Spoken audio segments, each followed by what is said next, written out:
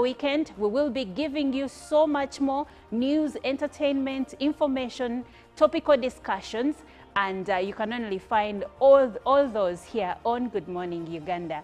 My name is Olive Monica Najuma, and I am right next to Chirabo Robert Nyonyintono. And in Studio B, I have Jerome Paulson, the dashing, the neat, the smart young man on the team.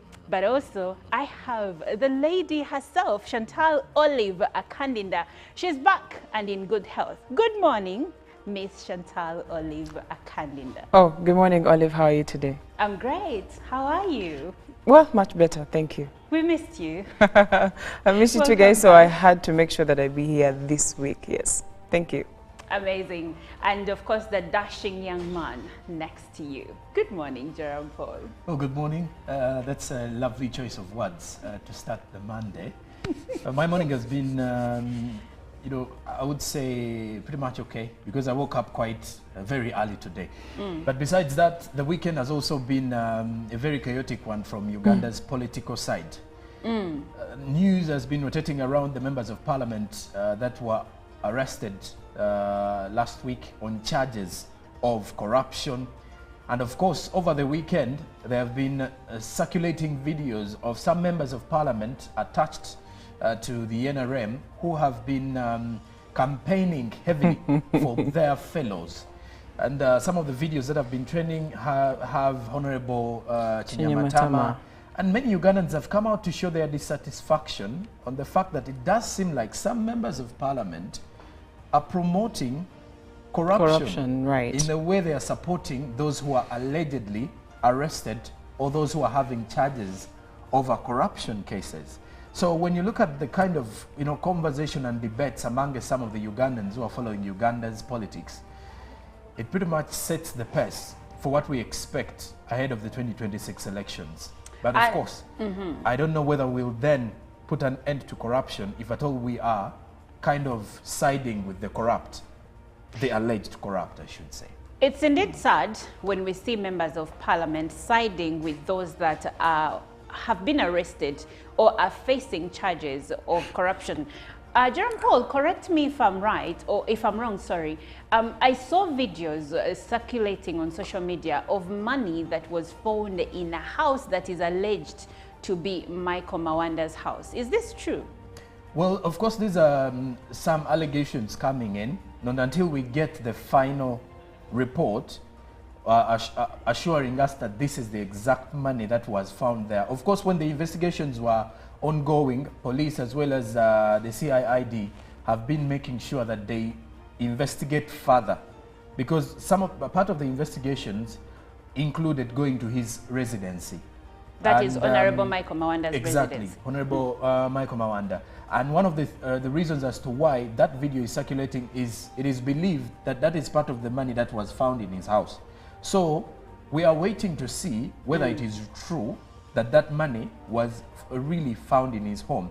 Of course, we've had various allegations and different reports of some specific government officials having huge chunks of money in their own bedrooms or in their own houses. So this may not be a shocker, but of course having such amounts of money, because when you look at that video, you're looking at packed money, and it is packed like as if it is goods that are ready to be, you know, exported. Okay, now there were two videos that were circulated. There was one where a certain lady was counting the money, but then there was one of the money that is on the bed. And for that one, I can actually say it is not recent, because I've seen that video a couple of years before. But the one where the lady was counting, especially notes of 20s and 10s that were sealed with rubber bands, that one I've seen it before. It's not a recent video, but still it is saddening that that money is in someone's bedroom, and one wonders, how did it get there? What is the source? What is the money for? And why isn't it in a bank? Why is it in a bedroom? I believe a couple of months ago, a member of parliament lost money at a washing bay, about 100 million. At a washing bay. I'm not saying he was corrupt, I'm just saying a lot of money is going on in people's homes, cars and bedrooms. Good morning, Mr. Chirabo. How are you? I'm very fine. Good morning to our viewers and of course the entire team. Well, I just want to appreciate when you're opening up, you talked about Maryhill Christian High School, Gayaza, Nakasajja. The song talked about a school that does not only teach the usual syllabus, Yes. but goes into promoting arts. Because it seems the job market is changing somehow, and things that were not previously giving people money, now giving them money. That's very true. Football, performing arts. Previously, Abadongo would just get food, and you know, today, these are some of the tycoons. Even the people that sing at funerals are paid. Are paid. So it is something that really, if you're a parent, don't only take a child to a school that excels in just performance, but also these other special arts are something you should consider. But for me, my weekend, I want to go to Kenya, where we had these riots. Yes. The finance bill now. There's something that caught my attention. You see, there were these two young lads that stole the anti-riot police horses. And they were enjoying the stole streets the of horses? Yes, the anti-riot police horses. I think there were two. They were stolen by young boys, and they were over the streets of Nairobi, riding these horses, dominating social media. And I found this not good, but very laughable. So I was like, if it is in Uganda now, do you steal the dogs that they bring to disperse the crowd? But you know, Chirabo, that is as good as stealing or abducting an officer. Yes, because those animals are regarded as officers, so you have to be careful with them. Yeah, but where Chirabo is coming from is Kenya has horses. And what do we have? if a situation like that was to happen, what would we have? But I think I picked something, one or two, when it comes to the Kenya situation. Yes. We are actually a little bit better off compared to them. Are you aware that on the streets of Nairobi, someone can come and mug you, a police officer, come and mug you and put drugs in your pocket, and then now ask for a bribe from you for having drugs on you? Okay, I don't think that's the entire Kenya, but also Chantal, speaking about Kenya, the Gen Zs in Kenya have saying that starting this week, up until Sunday, they are going to have a full calendar of protesting against the finance bill. And they have been having Twitter spaces where they have been teaching people on how to recall members of parliament. And apparently a few of them are already being targeted, like the Nairobi senator whose WhatsApp was blocked. This riot is a bit funny. Another scene that caught my attention was when one of the police officers was giving rioters water to wash their hands, their face. It means even the police is like, in on this. What is happening here? No, but anyways, it's a different story. It's a definition of how a riot should be. It is because when you look at the entire riot in Kenya, it is not that violent. It's and not. that is why when some authorities shot dead some Kenyans that were reported dead during the riots, who are even few, many of them were really frustrated because it wasn't a bloodshed kind of riot. And that is why you realize that it is not showing any sign of looting. And also reports coming in from Kenya reveal that tomorrow is also going to be another chaotic riot. The whole of this week, they have... But they're starting tomorrow, which does seem to be a very serious one. If from the perspective of the Gen Zs who are leading the entire riot on social media. Yes. So anyway, we will be keeping you updated when it comes to what's happening in neighboring Kenya. But also a big question here is, are the Gen Zs doing what's right? Is this, because I saw a comment where someone said they prepared us, they told us that we are the leaders of tomorrow, and tomorrow is now. So are the Gen Zs onto something? Are they overreacting, or this is the way to go? That is something for you to ponder on. But for now, Robert Chirabo is taking us through the first story of the local news. Well, you opened up with the Watoto celebrating 40 years of existence. Now, the First Lady, Janet Kataha Museveni, appreciated Watoto Church for translating the gospel into tangible action by supporting vulnerable persons during its 40 years of ministry. And still moving, and these celebrations marked 40 years of Watoto ministry, and the celebrations were at Kololo Independence Grounds. It was a celebration of joy as songs of victory resounded during Watoto's 4th anniversary. The First Lady and Minister for Education and Sports, Jent Kataha Museveni, commended Watoto Church for caring for over 5,500 orphans and over 6,500 women, and to improving their livelihoods. The main celebrant, retired Archbishop of the Church of Uganda, Right Rook Orombi, acknowledged Watoto Church ministry for impacting youth.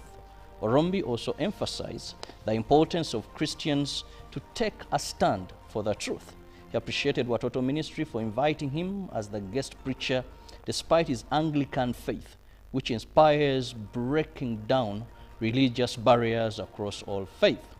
The 40 years of Watoto Church have been described as a journey of transforming communities and bringing hope to the hopeless. The Watoto ministry was established in 1983. The judiciary has held the 7th conference on plea bargain to discuss how to implement the plea bargain in handling cases. In the meantime, 40 mediators who have trained in conflict resolution and management have been awarded certificates. During the 7th conference on plea bargain, attended by different stakeholders in justice, law and order sectors at then Judiciary Headquarters in Kampala, the focus was on how victims can be included in the plea bargaining process.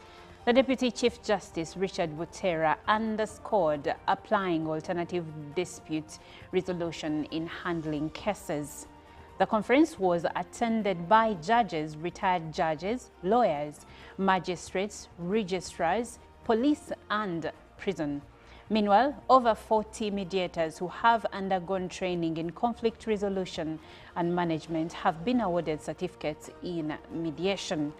The Global Peace Ambassador, Dr. Daniel Oyworth, urged them to aim to bring peace between the disputed parties. Out of 40 mediators, 20 have been accredited to start mediation in court at all levels. And moving on, victims of Rubiji Nansana wetland evictions accused National Environment Management Authority for not following due process in carrying out eviction in Lubiri wetland.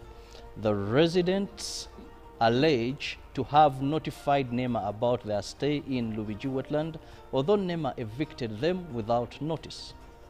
God's Healing Tower International Ministry Church, situated in Lubiji, Wachiso district, awaits to be evicted come today, when National Environment Management Authority resumes its eviction work in Lubiji wetland. Although the surrounding residents were evicted by NEMA, the owner of this church, Pastor Bright Muyingo Moses, alleges to have acquired this land after buying it from Godfrey Kasenge in 2015, who got it from the late Fred Kawadwa in 1970s. Pastor Muyingo says ever since he acquired this land, he was paying Busuru to Uganda Land Board. Muyingo and devotees from God's Healing International Church in Lubiji told UBC that not until 2019 they were reached by NEMA people informing them how they encroached on a wetland. However, they were asked to apply for an operating license from NEMA. As they awaited for the approval from NEMA, just of recent on the 24th of April this very year, they were served with an eviction letter asking them to vacate the place. As they await to be evicted, residents accuse NEMA for doing double standard work. They now want President Museveni to intervene. The area LC chairperson Lubiji South Cell, Godfrey Kabenge, said NEMA failed to follow due process in the eviction. At least over 1,000 residents have so far been evicted. Now moving on, students from various schools have met at Lugazi Homestone School in Lugazi to get prepared for their final Swahili exam and to love and speak Swahili language. This is an effort to train students and spread the Swahili language in the country. An event aimed at training students and promoting the Swahili language. Various schools participated, preparing students for their final Swahili examinations. Students from different schools showcased the benefits of learning Swahili, highlighting its significance in personal and professional development. A Swahili language teacher at Lugazi Homestone School, Edson Tumhaire, discussed the motivation behind organizing workshops and seminars for the language. Well, with that story, we end our local news, but we have so much more in the realm of international news with Chantal Olive. Now, internationally, China has been giving the democratic island of Taiwan and the rest of the world an indication of its growing military prowess in recent months. In the run-up to Taiwan's elections in January, the island's information sphere was bombarded with coordinated cyber attacks and disinformation campaigns. Beijing claims Taiwan as its own and has not ruled out the use of force to bring the island under its control. Following the inauguration of the Taiwanese government last month, Chinese military might was on full display as Chinese armed forces surrounded Taiwan in 2 days of drills, during which Chinese state media released an animated video showing missiles raining down on major Taiwanese cities. After the exercise, a Chinese military spokesperson said the country's armed forces remained fully prepared, highly vigilant and ready to take resolute action when it came to Taiwan. Later in May, China's newest and most advanced aircraft carrier also sailed out from Shanghai on its first sea trials, placing the Chinese Navy second only on the United States in the number of aircraft carriers.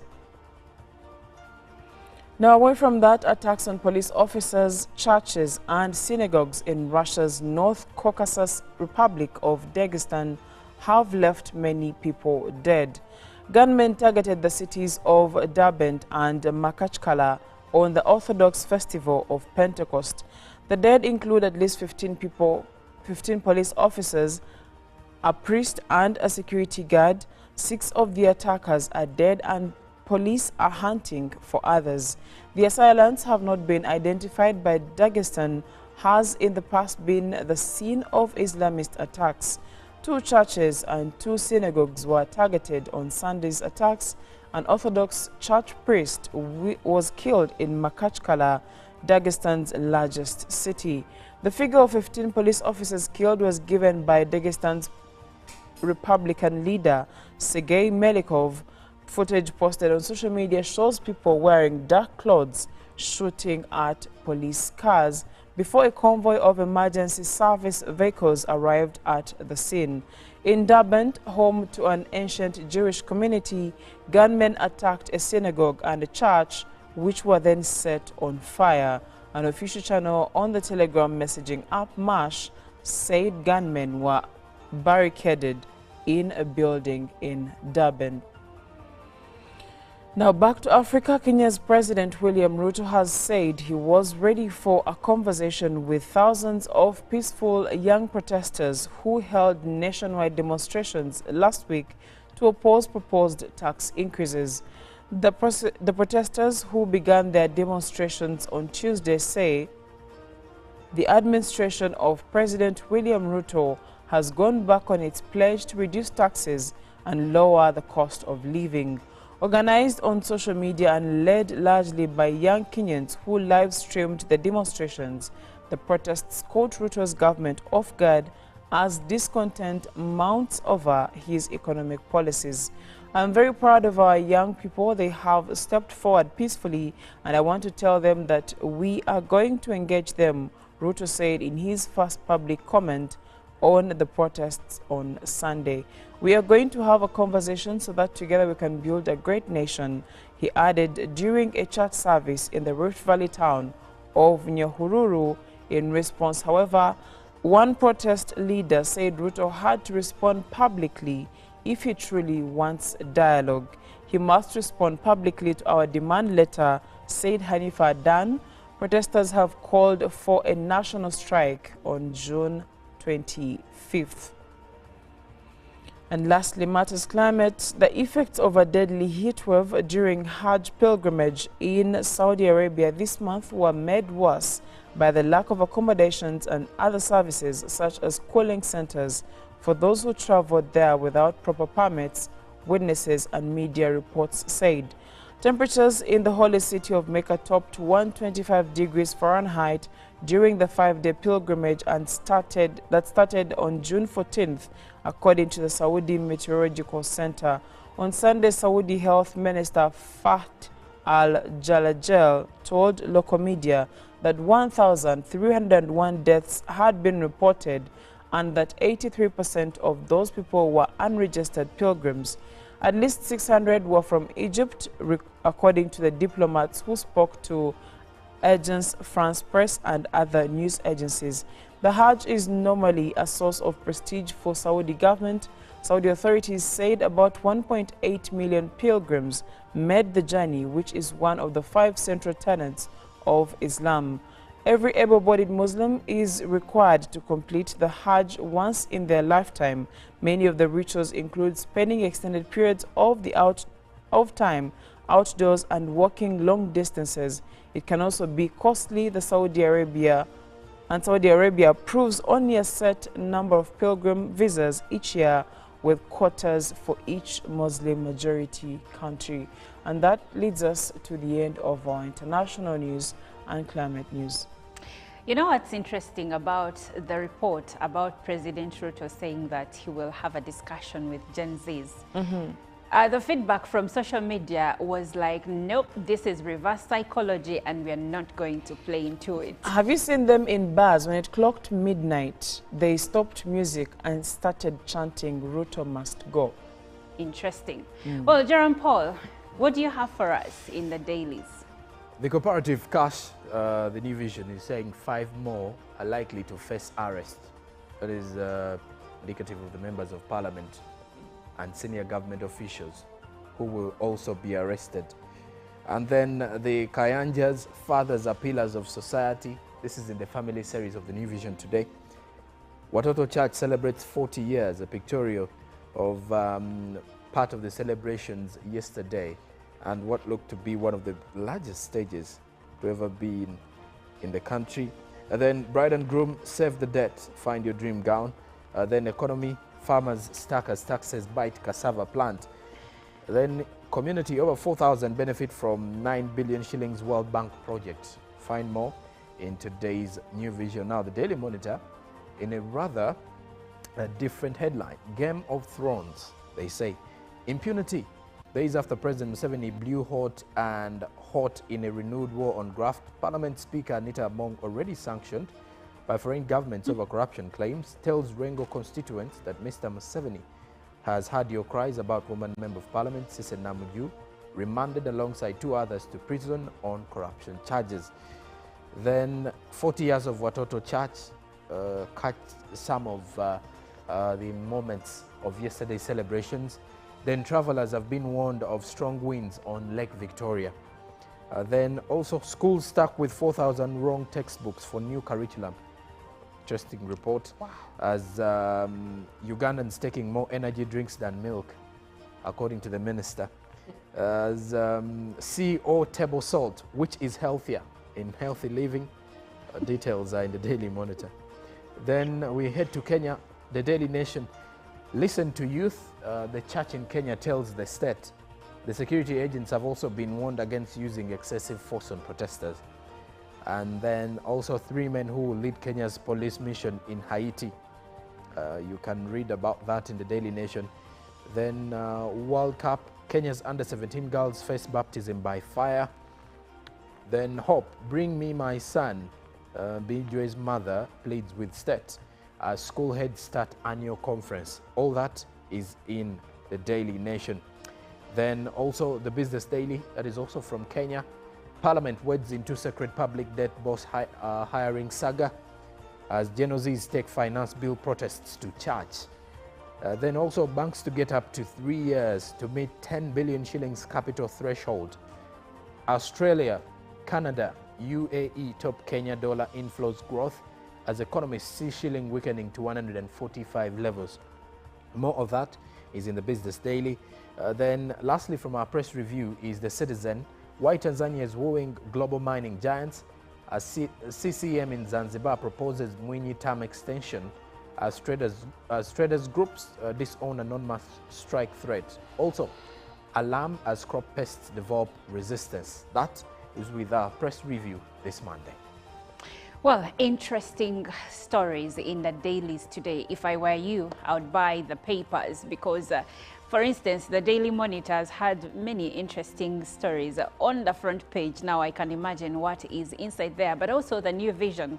So if you want to catch details of any of these stories, I would suggest that you go ahead and buy the papers. But why are Ugandans taking more energy drinks than milk? I'll ask the men on set. But for now, here is Maurice Kiria with the Headmaster. Uganda.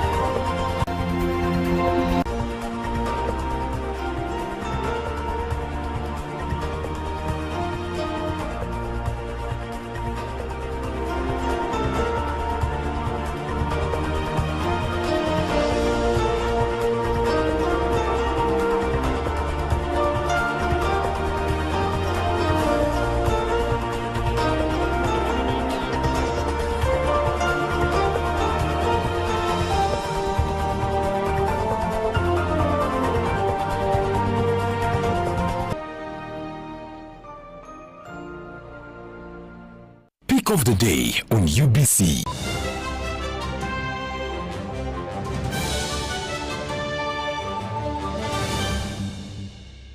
Was brought to you by I'll call you every day, yeah, yo, baby, don't go. You can now get all the Chibuzi out with MTN voice bundles. Call all networks. Kubei Dondoro. Buy a 25-minute voice bundle for only 1,000. Or buy any daily voice bundle of your choice. Dial *100 *21 hash and select daily or use the My MTN app. When we talk together, we are unstoppable.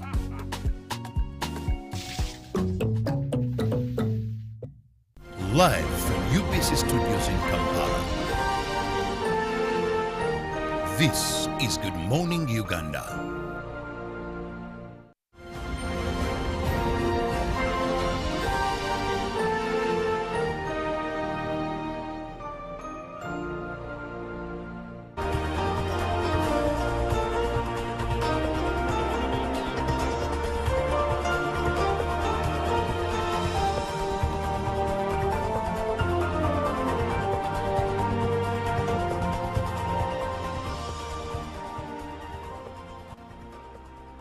Well, it's time check for our newsreel, 8 minutes past the hour of 7 o'clock. I'm Olive Monica Najuma, and right next to me is Chirabo Robert Nyonyintono. And in Studio B, I have Chantal, Olive Akaninda, and Jerome Paul. So now I paused a bit on Chantal because she looks very beautiful this morning. Anyway, welcome to our newsreel. And today, if you are a Ugandan like I am, or any other individual, but I am mentioning Ugandans because there is something that is cropping up on us in our country, and that is self-medication. You have a headache, you go buy paracetamol. Your tummy hurts, you go buy Metro or any other drug that suits your fancy. So we have something called self-medication in our country, and medical experts are concerned that this might actually spiral out of control because in most cases we do this without a prescription. What is self-medication? Self-medication is basically obtaining drugs without a prescription from the doctor or qualified health practitioner. And I am sure if I asked anyone in this studio right now, Chirabo or Chantal or Jerome, each one of us has at one point bought a drug that had no prescription. Am I right, Chantal? Very true. Now, still coming back to you, the question here is, why do Ugandans self-medicate? Well, you could attach it to a number of reasons, but when you try to do a bit of research and try to find out why do we have many Ugandans, or actually 7 out of 10 Ugandans self-medicating, it's going to go down to one, how accessible is it for them to get, I wouldn't want to call it cheap, but affordable medical care services. That is one of the reasons as to why. You're going to realize that when you go to a hospital, one, if it's a private hospital, you're going to first of all pay consultation fees, and then after that you're going to pay for the tests that will be like investigations as to why you're feeling the way you're feeling, and then after that treatment for whatever the results give you. So when you look at that whole process, averagely in some hospitals, private hospitals, you'll find that consultation with a doctor is not anything below 50,000. And because of that, someone is going to think through and be like, I think I've had this headache for a week, I am stressed out. They're going to go over the counter and ask for a painkiller. And sometimes, because they're not regulated, that is where now we do have the challenge. But the major reasons that we could be looking at are things like how accessible is it to get affordable medical care services, and also some say it's not time consuming, because if for example you have an infection and you know you can relate it to what you've had before, you're going to go to the counter and ask a pharmacist, I'm feeling like this, can I? And also because we don't have a regulation that is in place to control self-medication. For example, how often do pharmacists ask patients or people when they walk in and say, I need this drug? How often do they ask for referrals or recommendations or prescriptions Yes. from qualified hospitals and doctors? That part right there is something that we need to look into. And when you speak about self-medication, you also realize that people sometimes, to add to what Chantal said, people sometimes resubmit old prescriptions from their doctors. Others share medications with family members. I have a headache. Olive, do you have paracetamol? And then they take the medicine. Others are just any kind of illness, any kind of discomfort, they are taking a medication for that. And sometimes we self-diagnose. If I'm feeling like this and this and this, then this is the medicine I'm supposed to take. But is that correct? And what are the after effects of self-medicating? You know, yes, you know, Jeremy. before you even get into the after effects, I've been one of the victims of self-medication. Most of the example you've used of either you're living in the same household and then you kind of feel like there is headache, you're actually feeling headache, and the first thing that crosses your mind is to go out and ask, let's say someone you're sharing the same house with, Yes. or your neighbor, do you have Panadol with you? Do you have some painkillers? And I think it has become a very common trend amongst everybody. Exactly. And then also there is this idea of the internet. So many people, once they have symptoms, They Google them. They will just go on Dr. Google. Google. Exactly. Dr. Google. So once they go into the Dr. Google and try to put in some of the symptoms, once they show them what their symptoms imply or what kind of symptoms they possess, then someone immediately already has the kind of sickness in their mind. So they will just go into the nearby pharmacy, because now pharmacies are everywhere. And then you go to the doctor and say, I kind of feel like I have fever with me. And the other worry is some pharmacists, okay, maybe, I don't know whether it is not part of their profession, but some pharmacists rarely put a lot of emphasis on checking to see whether this is the right kind of person who needs this specific medication. So at times it becomes even very difficult to control the self-medication. So as long as someone has money, and you realize some pharmacies are also opened up waiting to maximize on the profits, Yes. they'll just sell to you the drug, make some simple prescription, and then there we are. And that's really concerning, and it brings into the conversation the issue of regulation. But before we get to that, Robert, what are some of the dangers of us self-medicating? And I've also realized that parents sometimes get syrups from, let's say, they have a prescription, they get a syrup, they use it, but not entirely. So the next time the child gets sick, they are now giving the child the same syrup. But what are the dangers that come with, first of all, using old medicine, but also overall self-medicating? Well, we must admit that a number of us have pharmacies, mini pharmacies At home, at home. in your favorite biscuit tin. Yeah, either. And this is something we grew up seeing, that mother would always have her tins. There used to be white tins somewhere, and then whenever you're sick, come here. They pick one or two, and you're fine. Chantal has called them first aid kits. Leave alone first aid kits. And those were the first aid kits. Okay, so now I want to call them mini pharmacies in homes. And Okay. up to today, I go to many homes, they have those things they open like cupboards or what, and then And they smell like drugs. they work on you. And even sometimes the scent that welcomes you, Yes. there is an expert here. And usually it is the mother. Homes. It's what percentage, Shanta? 49.2. The western part of the country, Bushenyi side. So they have those mini pharmacies. But to go to exactly what you asked. Now, first and foremost, drugs are dangerous. Any type of drug. Type of drug is dangerous. Conventional medicine is dangerous. How so?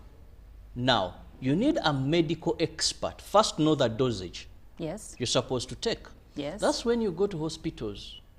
fairly good hospitals or good clinics. They measure your weight, they measure your height. And your blood pressure. And your blood pressure.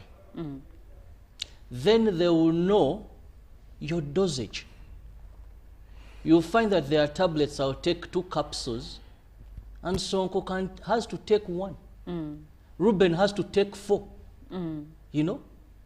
Now, you're self-medicating, you're taking overdose. Or underdose. Or underdose. And all these have an impact on your health. We are having people having kidney issues. Because you're taking in so much or so less that has still challenges. So when you self-medicate, you don't know these drugs. The second, away from those dangers, these drugs have side effects. I want to tell you, there's a drug you're supposed to take with another drug to control the reaction of this drug. One time I was in hospital, and there's a drug called Haldo. Now, when you're taking Haldo, you must take Valium to counter the side effect of that drug. Now, when I was given this drug by some nurses, they forgot that the other drug that counters. I almost lost a life.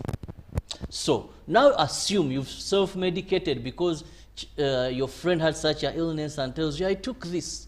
He's not an expert, he'll forget the other. And this drug's reaction on your body can end your life. By the time you're rushed to a nearest facility, supposing it is even far, you die, but because of a drug you took. And you hear villagers say, he took some tabs, but immediately. The drug this child took are the ones that blinded the eyes. Thus, the syrups they are taking today are spoiling their teeth, you know, because these are not prescribed by a professional. Yes. You are taking underdose, overdose, but also the side effects of these drugs. And the second, we are not all uniform. There are drugs that your body is allergic to and can react. Yes. But my body may not react. That's true. I recently got a painkiller and the body reacted. But this was very okay for some members in my house. When I went to the doctor, he said, no, you are allergic, you're not supposed to take this drug. But other people in the house were taking that painkiller. Also, there is the issue of having other conditions that sometimes you may not know about. Okay, that's what I was coming to. Yes. You're hypertensive, you're diabetic, you have other complications, and you do not know that these drugs, if you have such a disease, you're not supposed to take them. But because they worked for someone, or at a particular time they did work for you. Now, they could have worked for you before you were hypertensive. Yes. And the doctor prescribed them for you. But now times have changed. And sometimes it's funny. You even have someone keeps medicine. Now you're taking expired medicine. Because you can say, no, I still have those mini pharmacies I'm talking about. Yes. How many check? To see the expiry date. The expiry date. Well, well, Robert, I'll let you pin that. I would like to go to Jerome Paul. Robert has mentioned some of the risk factors in self-medicating, and among these he has mentioned underdosage or overdosage or taking medicine that you might be allergic to. But how about the issue of actually treating the wrong disease? Very, very common. Very common. Like I did mention, you realize some of the symptoms we seek out for, let's say on Google, at times may kind of be similar, but the sickness that we may be facing at that time may be different. And since the symptoms are similar to maybe, you know, fever, or let's say malaria, and you may have typhoid at the time, you may go and treat malaria, you know, and at the end of the day, you've not treated the typhoid that you might have at the time. And then also, you know, when you look at it from some of the, you know, the research or the reports that are ongoing, is that the level of self-medication is rising, and the prevalence is from 70 to 80%, depending, of course, it varies from region to region. which puts so many people at risk. And some of the other, risk factors attached include pregnant women. That for the pregnant women, it is even worse for them, more so when it comes to self-medication, that you may either give birth, to a child who is, deformed in a way, simply because of the kind of medicine that you used. Or at times, you may even fail to deliver simply because of the medication you're taking, or simply because of self-medication. Now, besides even putting your body at risk, because at times we've heard of scenarios where even in hospitals, when someone is given the wrong drug, or the drug the body is allergic to, and that is something you can't tell if at all you're self-medicating, which is one of the reasons as to why we need to opt from self-medication. I do believe you've heard of cases where there are some tragic death, and the cause of the death is he just had a simple headache, and then he passed on. And you get to realize that some of the people who actually have, simple headaches will only maybe use some, simple painkillers or Panadol, headaches, and yes, and also and it's important. It's also important to note that I like that you've used the example of a headache. Many people take medicine for headaches, yet headaches are different. You may have the frontal headache or the one in the sides of your head, and all of them signify something different, and the way you take care of these headaches is also different. There is a headache you might have that needs you to rest, take a nap, or drink water rather than taking medication. We literally need to know even just the cause of the headache, why your body is reacting. Yes. Why am I feeling like this? But then the problem now is that very many people do not have the information, especially when you talk about places like the different villages where people do not have access to enough money to enable them go through the right processes. You get to see that the problem is they are not aware that what they're doing is wrong for their health. For example, if I took a painkiller for my headache and I got relief, I'm going to do that the next time and do that the next time. That is why there is the saying of you are using painkillers to treat a cancer, because you don't understand why you're having the headache and you're still taking painkillers. So even your liver gets damaged due to the painkillers you've taken over time. We've seen these cases. You've taken over time, and yet you could have controlled what the issue was at that point. So some of the people in these remote areas need to know the dangers of self-medicating, and then after that we need to have controls on who gives medicine and what authorizes them, or what they base on to give people medicine. But before we get into the controls, it's a very pertinent issue that you're raising. There is now something else on the horizon as an effect of self-medication, and I'm still with you, Chantal. There is medical personnel are concerned that because of self-medication, we are now also developing another problem, that is antibiotic resistance. First of all, what does that mean, and when are we supposed to take antibiotics? Well, we are supposed to take antibiotics when they are prescribed. This is what I can say. But the resistance bit to antibiotics is usually caused by, one, overusage of the antibiotics and also uncontrolled usage, but also inconsistency. Do you know why when you go to hospital and you're on antibiotics, they will tell you if you're taking them at 10 a.m., it should be 10 a.m. every morning. Why? Because the moment you miss a day or a few hours, or you mix up the times, it means that you are enabling the bacteria or whatever you're treating build resistance towards that medicine, making you vulnerable to, one, not healing from whatever you're suffering from, two, not getting results at the end of the whole treatment. So the reason as to why we are seeing the resistance is because, one, the inconsistencies in swallowing this medicine, but also overusage, especially stretched over time, can lead to someone being resistant to being resistant to the antibiotics. And also one thing that is very dangerous with self-medication, you know, treatment usually has chains. Yes. Now, when you self-medicate, sometimes why we also see resistance to antibiotics, there are some very strong antibiotics. Yes. That for certain sicknesses, they're not what you should be taking.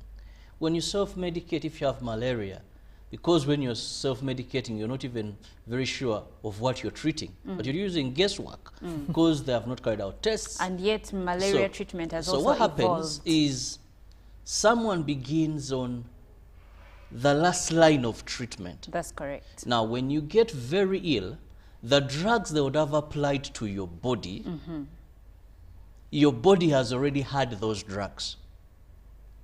Now, the illness cannot be treated by those very drugs. That's why sometimes you go to a doctor, and this is intentional, by the way, you just don't understand it. And he tells you, if this treatment has not worked, let's change to this treatment. And then you tell the doctor, why didn't you give me this in the first place? Did you just want money? But the doctor will explain to you that when you came with malaria, it wasn't malaria plus. I believed if I use these tablets and this would work. Why didn't you put me on this drip? Why didn't you put me on this treatment? Then they'll tell you we progress. We start with this type of treatment. If it doesn't work, then we go to this other type of treatment. Now, a person who is on self-medication, someone has ulcers, and they'll go for very strong antibiotics. Give me a pyrokit, H-pyrokit.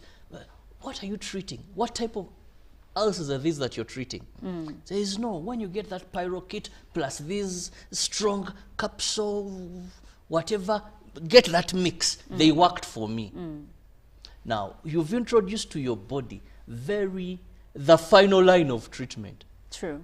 Now you have maybe a small swelling somewhere and they have to apply simple antibiotics. They are not working. You're resistant because of self-medication, the line you used, and at the end of the day, that's why you find people, they deteriorate to the worst because discovering which treatment works on them, or that they will bring, they'll have to go over and over and over for a longer time, which may have also kidney problems.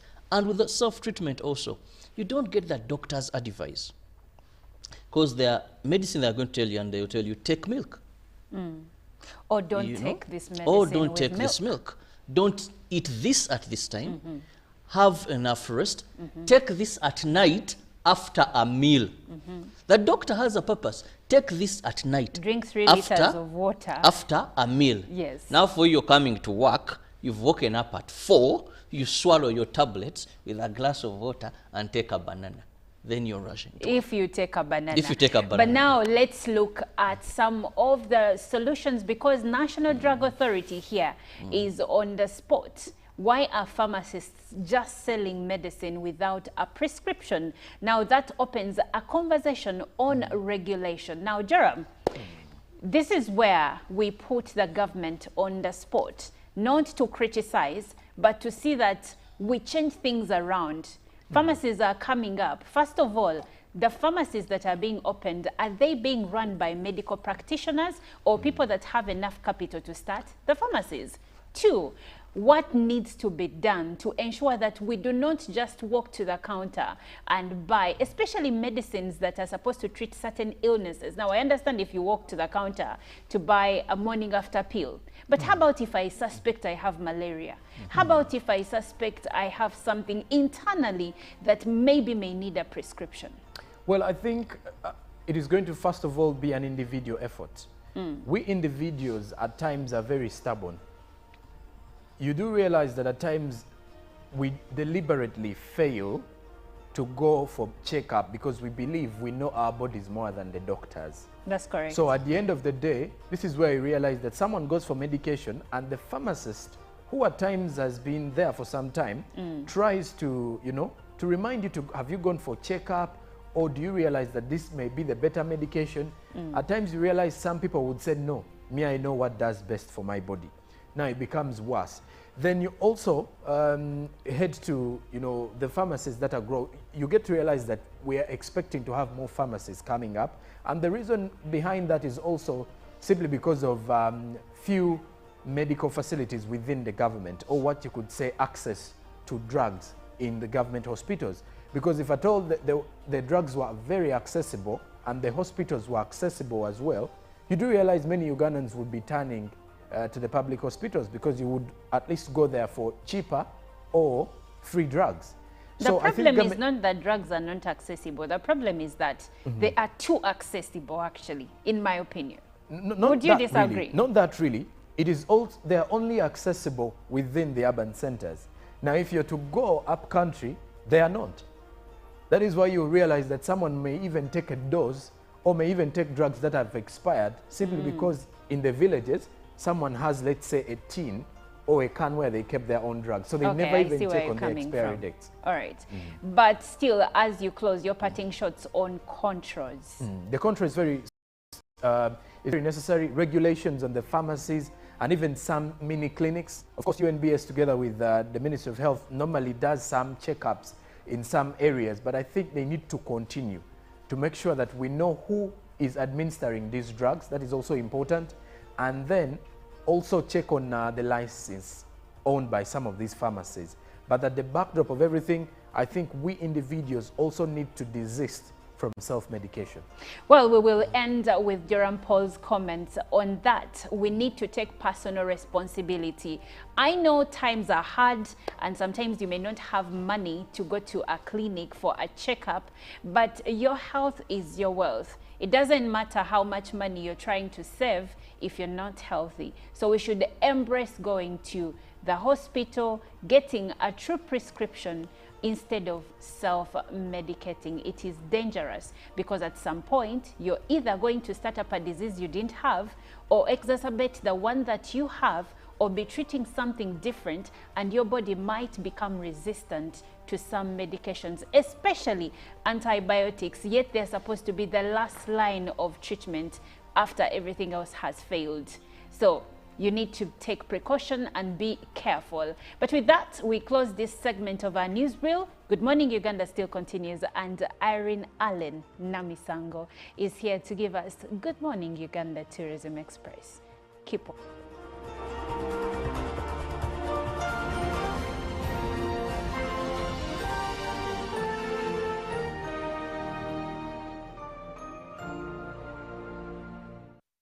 Live from UPC Studios in Kampala. This is Good Morning Uganda. UBC is the national public broadcaster. We educate, inform, entertain, and inspire our audiences. You can watch us on free-to-air channel 001, DSTV channel 282, GoTV channel 371, Star Times channel 201, Zuku TV channel 20, and Azam TV channel 350. Even when your subscription expires, you can still watch UBC for free on your pay TV platforms. A new dawn on Behind the Headlines with me, Timothy Nyangweso, every Wednesday live in our studios in the heart of Kampala. We have conversations that have analysis, explanation, but not every truth is fact and not every fact is truth. Every Wednesday, 10 p.m. on your public broadcaster.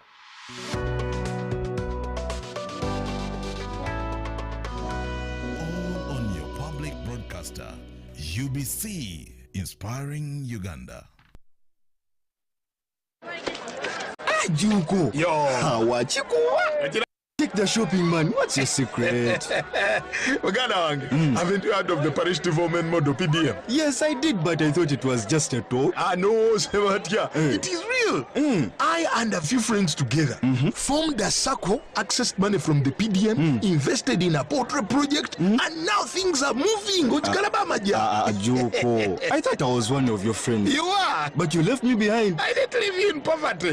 What you do, just visit your LC2 chairperson and your parish chief and start the process of economic transformation. Just like that. The parish development model is an initiative from the government of Uganda through the Ministry of Local Government designed to transform all lives of Ugandans for the better. PDM, my parish, my development, my life.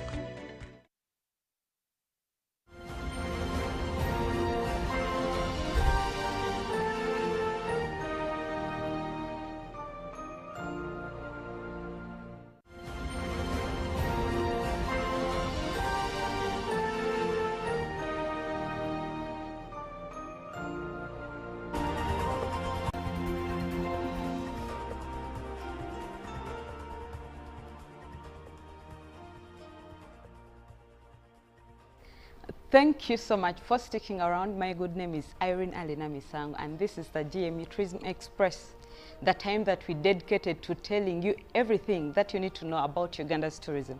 So if you're somehow interested in the Ugandan tourism sector, this is the perfect time for you to always tune in and get to know what really happens, what is trending, what activities, where can you go, accommodation, and what is the overall what is happening in the tourism industry. So this is the GM Tourism Express, and we dive straight into the travel news. What transpired last week in the travel industry?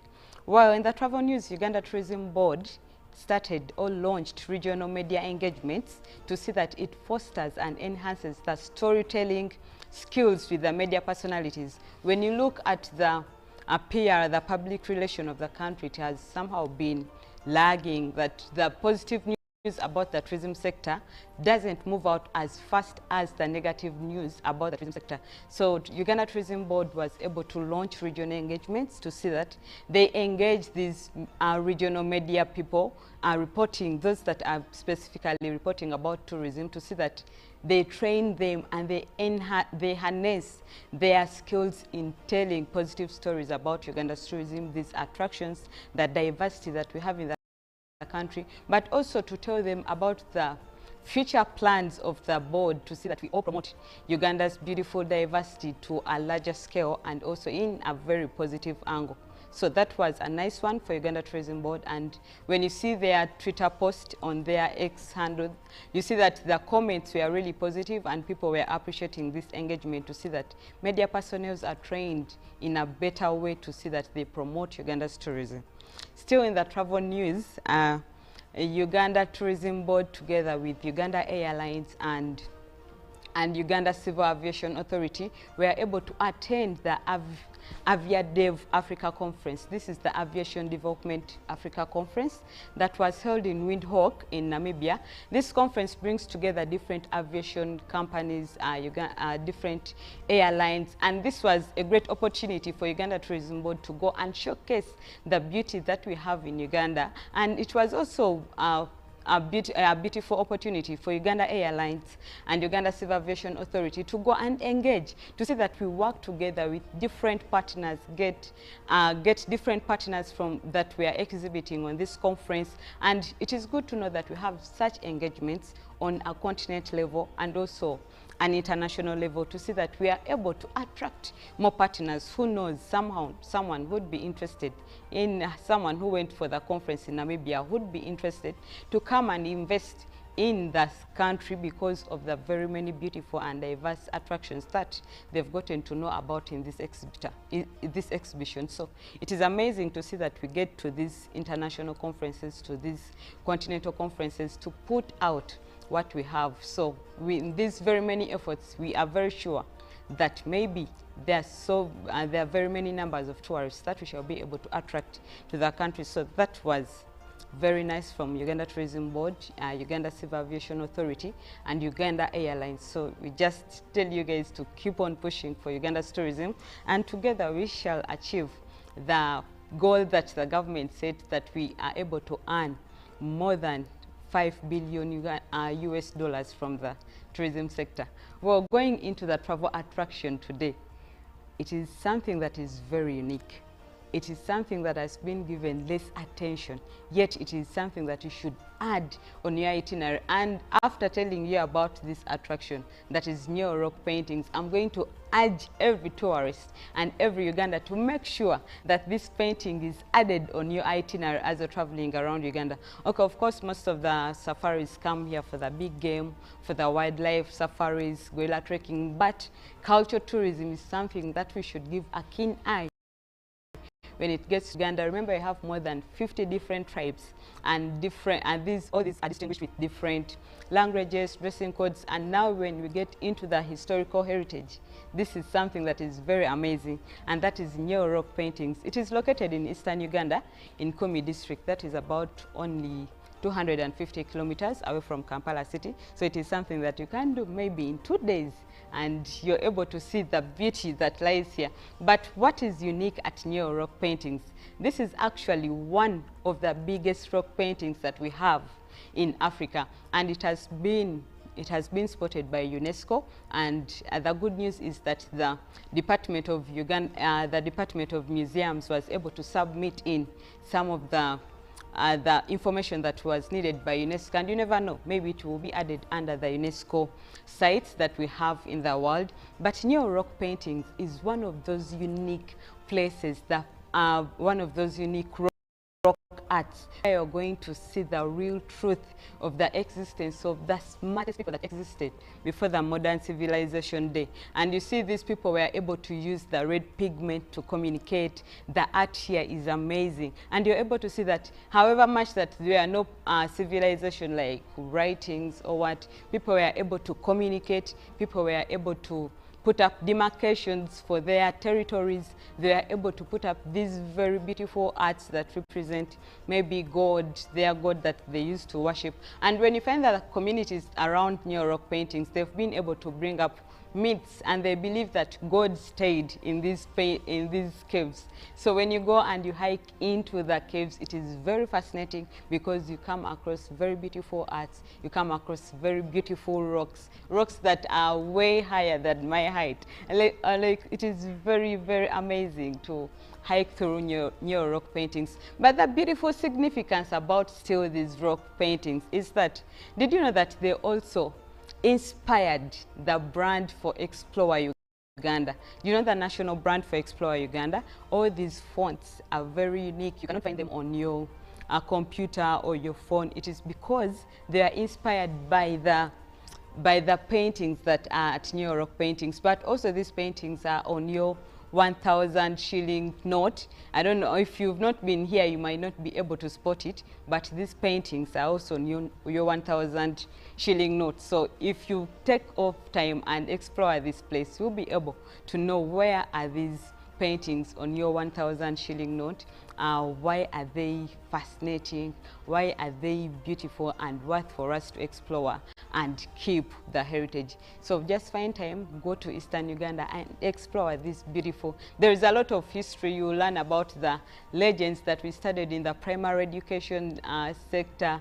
You're going to learn about the Batwa people that are believed to have put up these paintings. It is very fascinating. Find time and go and explore Neo-Rock paintings. That is it that we had for you in the travel attraction. And going straight into the travel tip of the day, it is quite simple. Like we said, we have dedicated this time to telling you what you need to know on your fingertips as you travel around. And the travel tip for the day is that as you're traveling anywhere in Uganda and also around the world, just make sure that you keep a soft copy of your travel documents, your passport, your yellow card.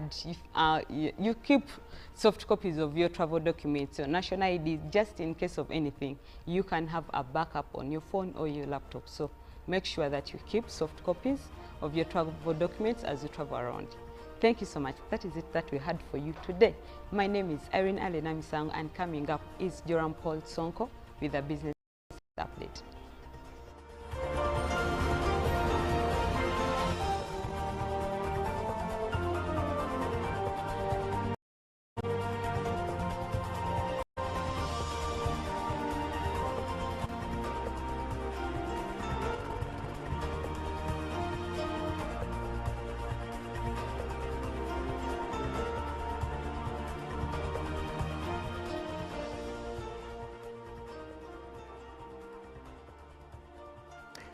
Well, it's time for business, but before that, Irene Allen-Namisango is still here with us. On Friday, there is a launch, a magazine launch, if I'm to put it in that way. And again, I'll stand to be corrected. Alan, good morning. Good morning, Joram. How are you? I'm okay.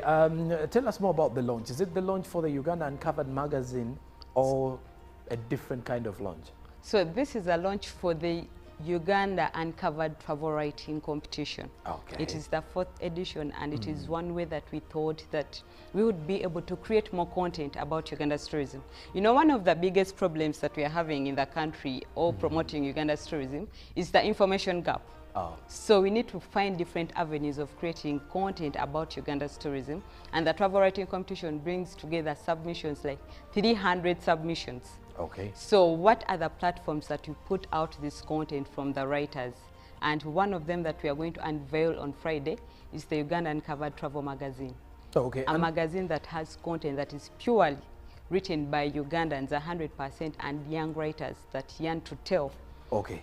And what does this competition, what is the target market for the competition? Are we looking at only writers from, let's say, the media, or do we also expect, you know, individuals who are good at writing and are enthusiastic about tourism? So this competition is open to all the youths between the age of 18 to 35 years, and all you need to know is to have the love to write about Uganda's tourism. You don't even have to be the best writer, but as long as you can tell out what you know about Uganda. And the theme is, this year's theme is harnessing Uganda's tourism through conservation.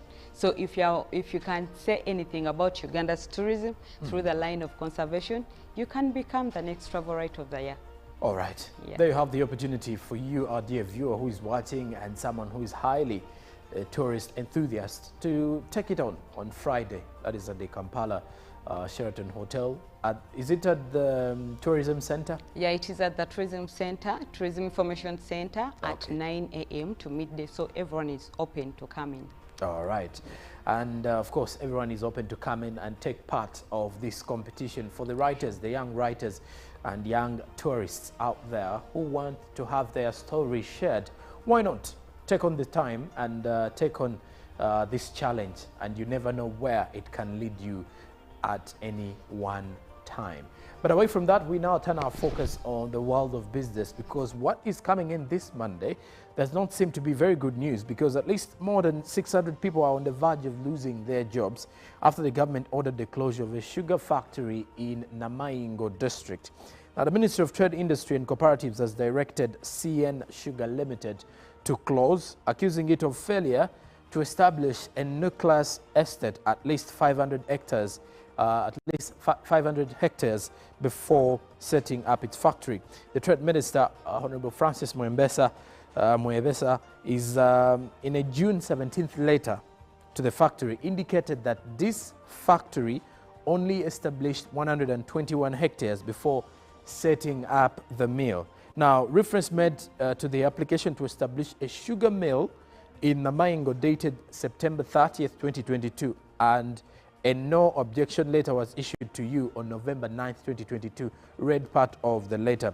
Now, it also added that during the verification exercise, it was discovered that only 121 hectares were established, and yet one needs to have 500 hectares of land. So Mr. Mwebesa said that the company's certificate to set up the factory has been revoked. Now, however, when contacted, the manager of CN Sugar Limited, Rashid Kakungulu, said that they have established enough hectares of sugarcane in line with the government directive. That is about 1,300 acres, because they were told to buy land, yet they only need 1,250 acres. And at the site, they have 300 acres of sugarcane, and in the field, they have planted sugarcane about 650 acres. Of course, more developments following the same report will be coming your way, and I'll surely be giving you the details of the same. Now, besides that, we now turn to the Uganda Railways Corporation, because according to new developments, the Uganda Railways Corporation has posted a staggering 35 billion shillings loss. And this further signifies an increase of 2.956 billion from the losses it had posted the previous financial year. Now, a report of the Auditor General has revealed that the report is covering the period ending June 2023, attributing the increase in losses at the government agency to, among other factors, gaps in operational efficiency, and then also analysis of financial information revealed that the Uganda Railways Corporation will still need to make significant improvements in operating efficiency, profitability, and its ability to sustain provision of services.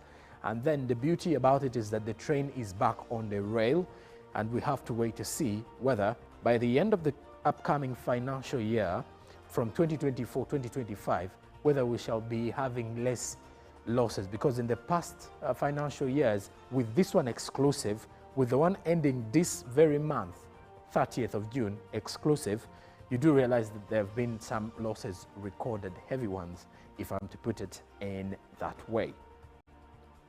And now, lastly, from Business Update this morning, we turn our focus on the Forex Exchange close of business Saturday. And now you are likely to find the currencies faring on the exchange for those of you who are going out of the country or trading in various currencies, and also for those who have just landed within the country. Now, this is how you will find the US dollar, because by opening time on Saturday, the US dollar was buying at 3,743.42 while selling at 3,753.42. By midday, it was buying at 3751.17 while selling at 3761.17.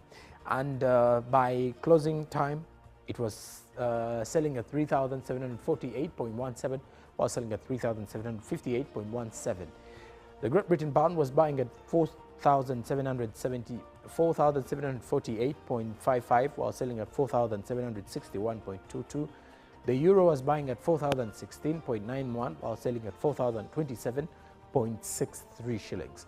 The Kenyan shilling was buying at 29.16 shillings while selling at 29.24 shillings.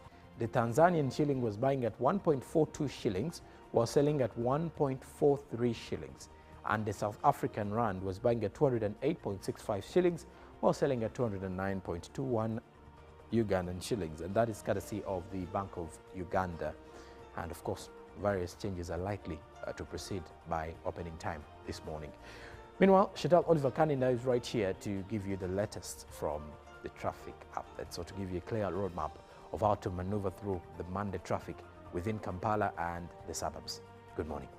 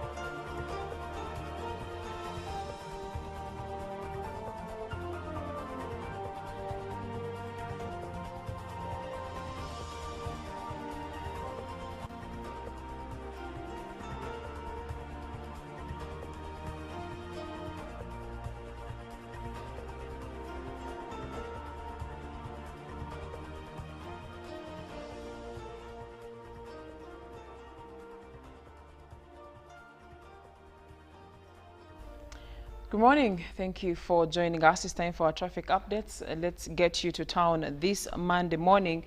Please do remember that usually Mondays are mad with some bit of traffic. So I highly recommend if you're able to move earlier, it would be the best option for you.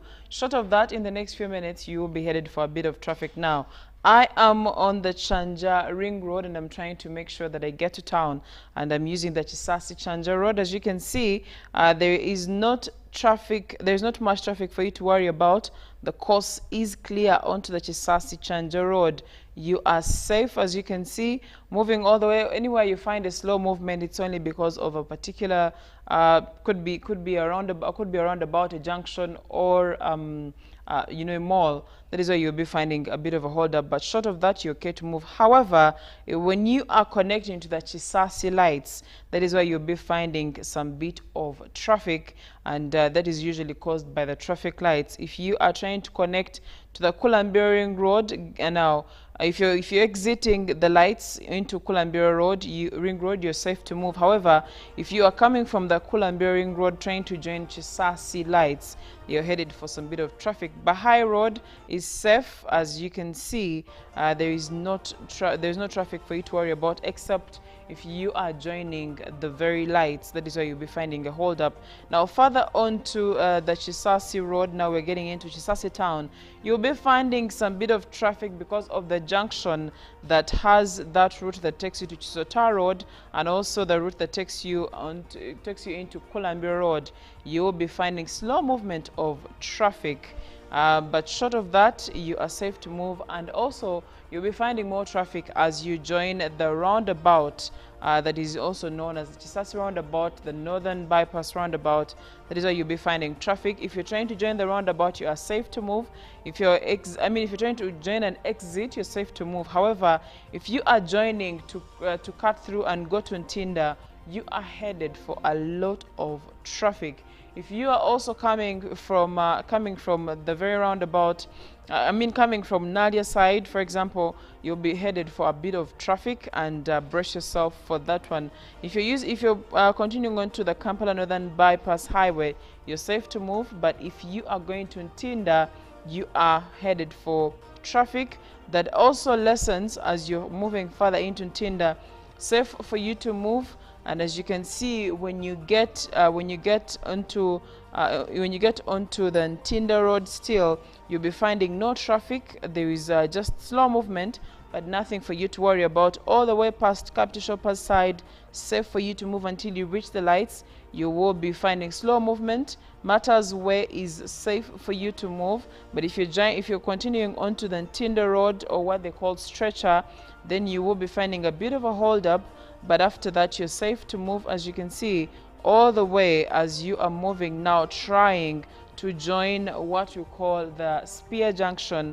That is where you'll be finding traffic, but traffic is only affecting people who are coming from Banda side, and those who are coming who are joining the Nakawa Jinja Road. And then if you're joining the Kampala Jinja Highway, you are headed for a lot of traffic, as you can see from there, all the way into Nakawa. And after Nakawa, that's where you'll be finding no traffic for you who is going to town. But if you are exiting, then if you're exiting town, you are also headed for some traffic. Otherwise, as you can see, traffic is not too much in certain areas, but along Lugogo Bypass, the Kampala Jinja Highway, or the side that has the junction to Lugogo Bypass, you'll be finding some traffic. But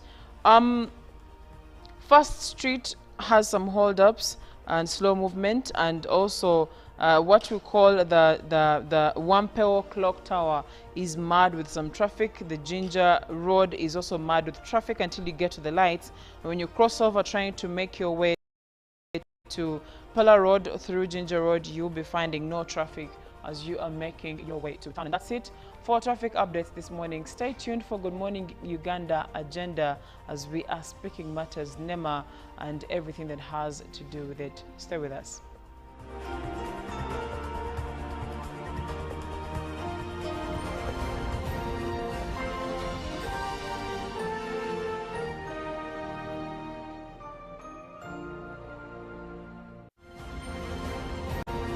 Live from UBC Studios in Kampala.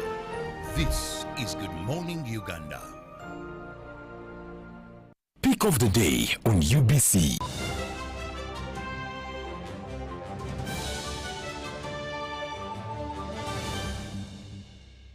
Was brought to you by. You can now get all the Chibuzi out with MTN voice bundles. Call all networks. Kubei Dondoro. Buy a 25-minute voice bundle for only 1,000. Or buy any daily voice bundle of your choice. Dial *100 *21# and select daily, or use the My MTN app. When we talk together, we are unstoppable.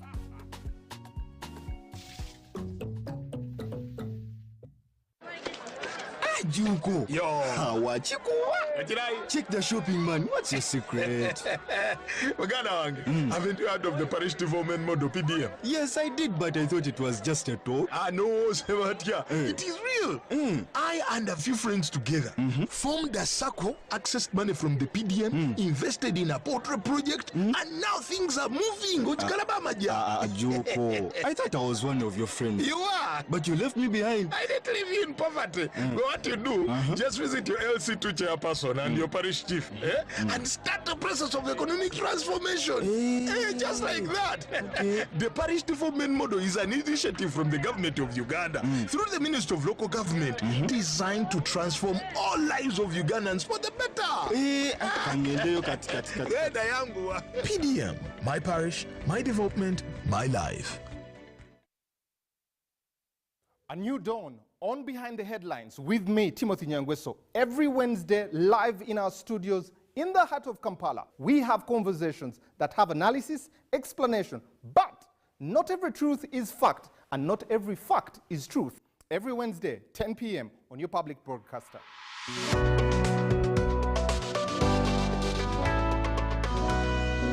on your public broadcaster, UBC, inspiring Uganda. UBC is the national public broadcaster. We educate, inform, entertain, and inspire our audiences. You can watch us on free-to-air channel 001, DSTV channel 282, GoTV channel 371, Star Times channel 201, Zuku TV channel 20, and Azam TV channel 350. Even when your subscription expires, you can still watch UBC for free on your pay TV platforms. 107.3 Kampala, 96.9 Mbale, 95.7 Jinja, 98.6 Soroti. You are all covered. UBC Butebo.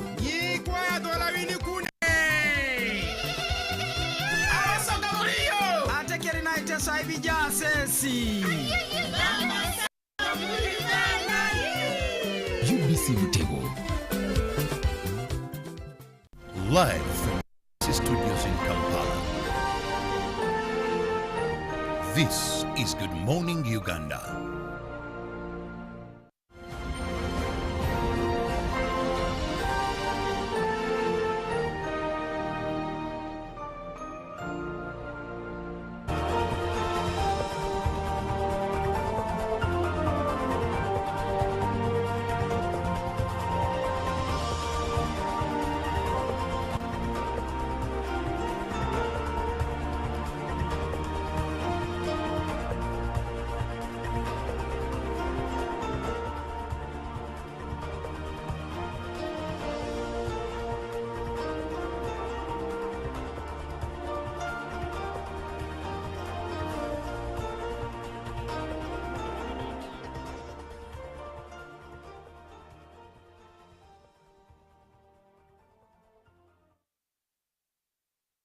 On Good Morning Uganda, time check is 5 minutes past 8 o'clock. My name is Olive Monica Najuma. Now, for the people that have been residing or carrying out business in the Lubiji wetland and some areas of Uganda in Nasana, I'm not really smiling because over 1,000 of them have been left homeless after the National Environment Management Authority resumed its crackdown on wetland encroachers, and many of them have come out to criticize NEMA over the eviction process. Some are claiming that NEMA did not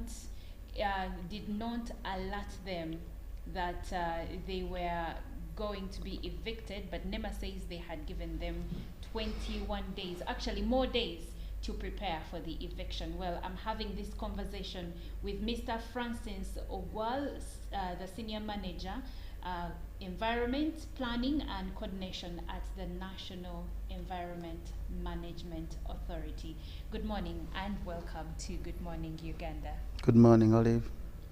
And when we say that you're in charge of environment planning and coordination, what exactly do we mean? Well, first, let me try to bring into perspective the mandate, the functions of NEMA. But in the interest of time, I think I will mainly concentrate on the mandate of NEMA. The environment is a very big space to manage. You are talking of the physical, you are talking of the biophysical environment.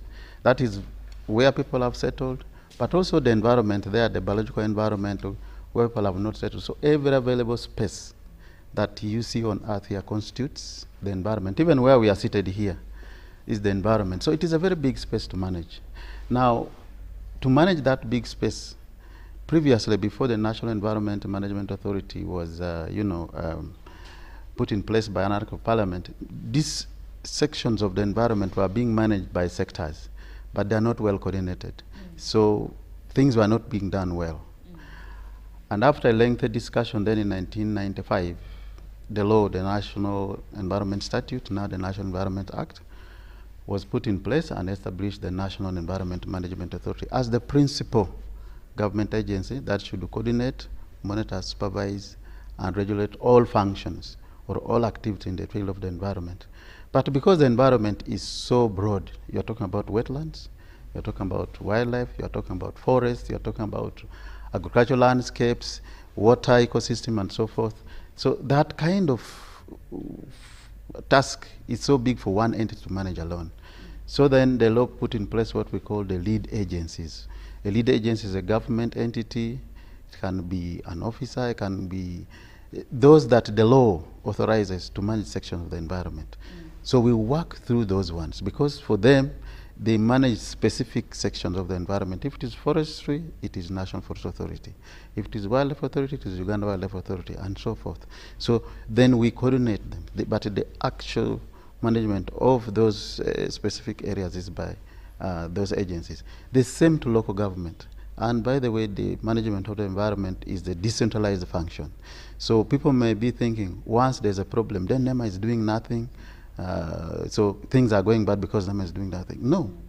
The local governments actually, by law, are the ones responsible for managing the environment within the areas of jurisdiction, including, of course, where the issue is right now at Lubiji.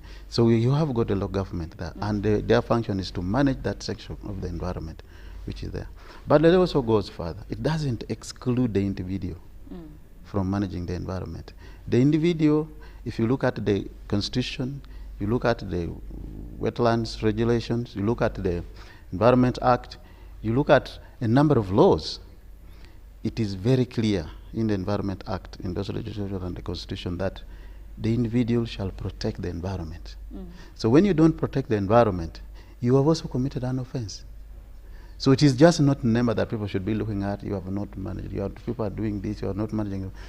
At the individual level, we are also required to take action. Okay. Now let's look at the institutional arrangement. And here, what are the institutional arrangements for environmental management?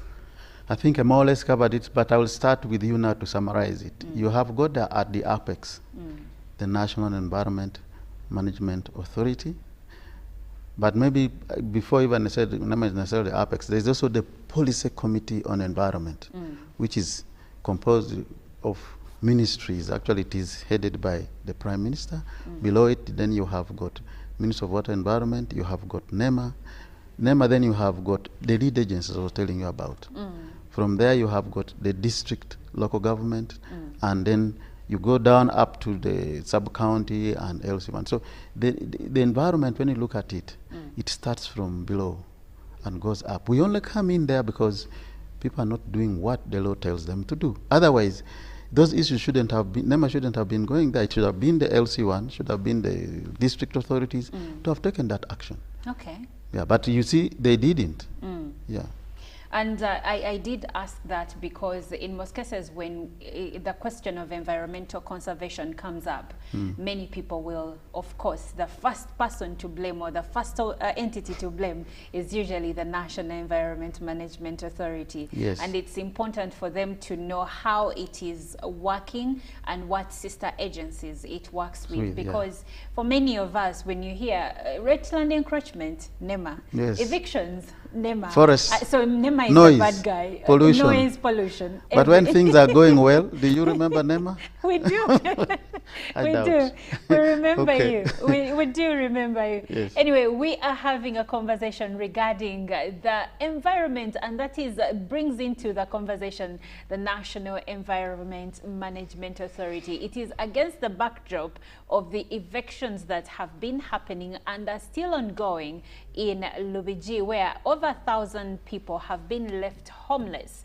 There has been conversation on who did what and who didn't, and who occupies where and who shouldn't. And this has sparked debate on social media, in the media, where many people, some are against what NEMA has done, but others are like, we need to save the environment because we have climate change on our hands. So I have this conversation with Mr. Francis Sabino Ogwal, who is the Environment Planning and Coordination Manager at the National Environment Management Authority. Now, let's talk about the ecosystem. And I would like for you to elaborate on the role of wetlands in water purification, flood control, and climate regulation, because these are some of the reasons NEMA has outlined as why they are evicting people from wetlands. Thank you, Olive. In case I don't answer all of them, yes, remind me, take me back and again talk about them, because okay, I think you have highlighted about 3 areas there. Yes. Now, let me just try to explain the concept of wetlands and the water purification part of it. I think in school or even when you're at home, those days when you're young, you could have been playing. Maybe you filled dirty water in a bottle. You just got an empty bottle or a container, put dirty water, and you leave it somewhere there to settle. But with the time, you'll see that the sediments go down, and then you have the water up. Okay? So in the same way, that is how, first I want to illustrate that concept of water purification. So when it rains, and you see the nature of the physical features of Kampala, it is hilly areas and then down the valleys. So when it rains, the water actually from the hills goes into these wetland areas. So what the wetlands will do is, first of all, to reduce the speed of water flow. Other than it rushing down to the lake, it will reduce it. Now, as it reduces it, then that process of sedimentation starts happening. So you have much more of the sediments actually going down to the wetlands. And then only the water will be flowing, and not at a fast speed, to the lakes.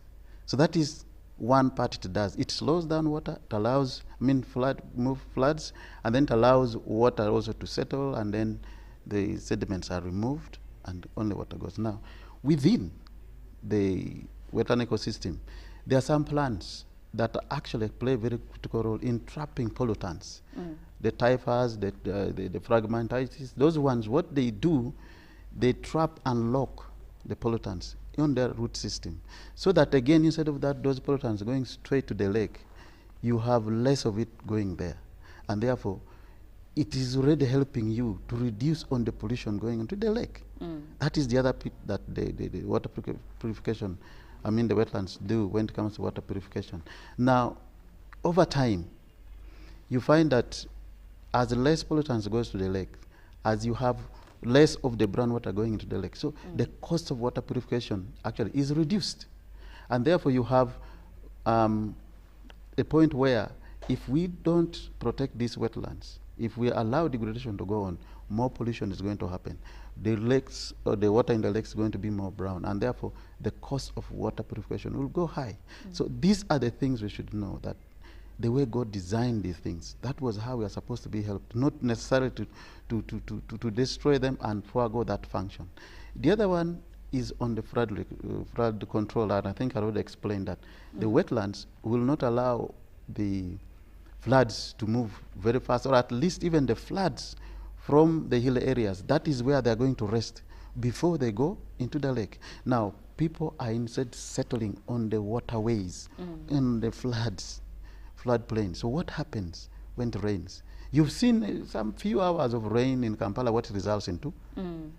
Last year, we all saw what I had never seen something like that, when Forest Mall was purely flooded. Yes. And we've seen what happened in Nairobi. So that tells you it is not beneficial to go and settle in wetland or in those areas where floods will eventually come. But water finds its level. Water finds its way.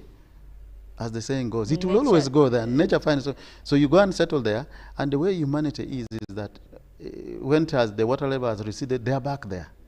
Again, it comes, they are crying for help. Again, their property, and sometimes the houses are submerged. So we are just playing, with the nature. But that time comes when nature hits back and we cannot. Now, when it comes to climate control or regulations of climate, you have even seen, maybe as you grew up, when you used to go to school from those rural areas, if you've been in the rural areas, there are some places in the morning when you are going, you find mist, not so? Yes, I remember that. Yes. I've not seen that in years. Why is it going? Is that speaking to the fact that... Yes. Okay. That is what we are doing to the environment. You no longer see mist. You no longer see lots of this nice cool weather in the morning. In the morning, it is already hot by 7. That's true. Yeah. That's true. But that is not what was there before. So the fact of the matter is, we are slowly getting to a point where we may never be able to mitigate the impact of climate change. And these green areas, wetlands, forests, are so important for this. But you see, when we are talking about that, people think we are only not being humane, we are not looking at other, human needs, but the human being is actually playing with nature dangerously. Well, someone would say that where has NEMA, and this is where NEMA becomes the bad guy, and you can correct me where we go wrong, but someone would say, over the years, these things have not happened overnight. Let's say the cutting down of trees. When you drive through Ginger Road and you reach, what's the area, Lugazi, the forest, you see what it has become. Now you can be on the main road and you can even see that it is now no longer as thick as it used to be. These things have not been happening overnight. So when you say human nature and whatnot, someone will be asking, but where have the agencies that are responsible for safekeeping these areas, like the wetlands, like the forests, where have they been? Why wait till now? Yes. Olive, I don't know whether this debate of where has NEMA been, where has the agencies been, as is being fronted widely, I don't know whether people think seriously about it, because the law, first of all, is very clear about the environment, the wetlands, and so forth. Secondly, for these areas like wetlands, like forests, are you telling me you can enter Mabira and know that you are not in Mabira, or you can go to a wetland and say you are not in a wetland, but you're waiting for me to come and tell you that you're in a wetland? I think that is like we are trying to justify people doing the wrong thing. Not justification, at least not from me. So but I'm now answering that. Yes. So when that kind of explanation is coming in, I think environment management or conservation, like I said, is a decentralized function, and every individual has the role to play to protect the environment. Whether you're a political leader, whether you're an LC1, what did you tell people in your area?